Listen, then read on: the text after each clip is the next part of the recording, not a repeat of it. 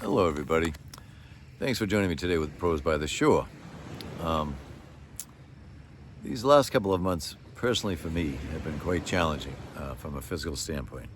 Been experiencing a lot of pain, been on heavy medication, been to multiple doctors, etc.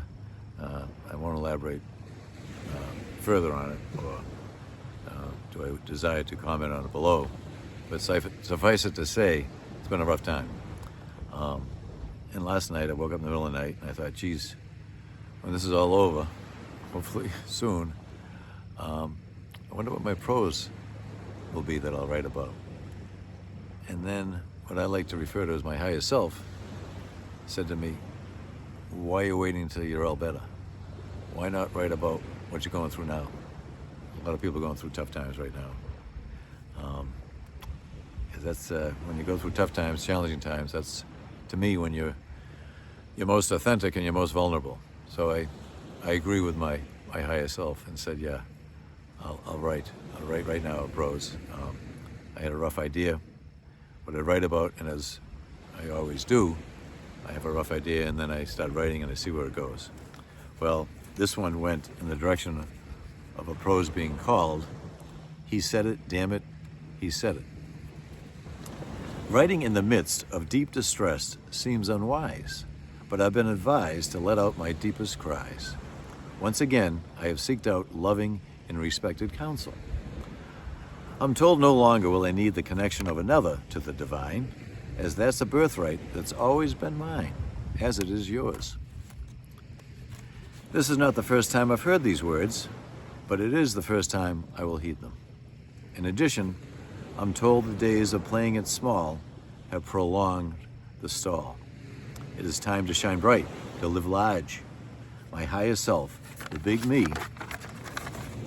has been waiting and so long been anticipating this declaration, a self-proclaimed coronation.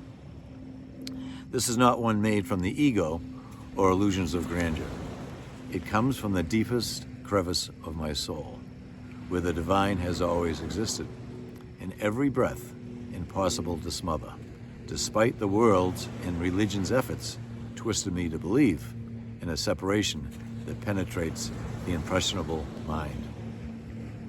The heart, though, has never been fooled, beating and pulsating a flow that innately knows.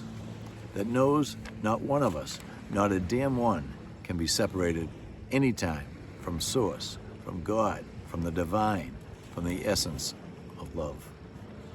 Say it again, I am told, not a damn one. As sure as the sun feeds our bodies, the divine feeds our souls. How much of it we partake, our free will, sees as a frill or as a daily nutritional pill. This Thursday, I have my third scheduled MRI within the last month. For many, the fear of public speaking, it has been said, far exceeds the fear of death. Not so with me, as it's the dreaded MRI that serves as my greatest fear. A fear I have not been able to out-rationalize, but now have come to better understand. It's a fear of being stuck all alone, isolated in a desolate, dark, outer space. For me, it has been terrifying. Let it be no more. So once again, this Thursday at 6:45 a.m., I will be supplied a reminder, in this physical form, I never need to fret.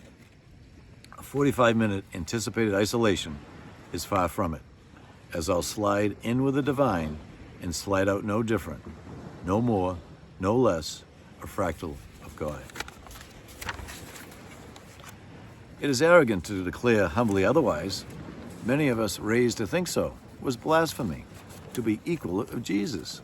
For aren't we sinners, and he is not? He did not come to be worshipped and for us to kneel, consumed with shame and guilt at his feet. He said, I am the way, that all I can do, you can do even more. Yes, even more. Damn it, he said it. That statement in no way equates with demanding us to cower at his feet, in a fetal position, full of shame, denouncing our names. In so doing, we are denouncing God, for we are all he, as he is all us, forever connected in unbreakable oneness, where hierarchy has no place, no power over another, no superiority, no judgment can exist, no one journey more important than another's. For me, it cannot be reiterated enough, as I have allowed myself to be molded and shaped in a form in which the divine cannot thrive, but simply fights to survive. That is not the life I have come for, but chosen to live. Damn it, he said it, I am listening. Hearing so allows my heart to glisten, my body to disassociate from dis-ease, and my soul to soar beyond my wildest dreams. Well, thanks again for listening. Let's not only be kind to each other, let's be kind to ourselves. Because I think a lot of times we overlook that, and we concentrate on outside of ourselves, what we should be doing, please others, etc., and forget about loving ourselves. So that's my prayer for us all, that during these times right now, which are very difficult for many of us, whether it be financial, emotional, physical, spiritual, political, whatever it is, let's be kind to each other and to ourselves. Thanks again for listening, and see you next time on Prose by the Shore. I love you.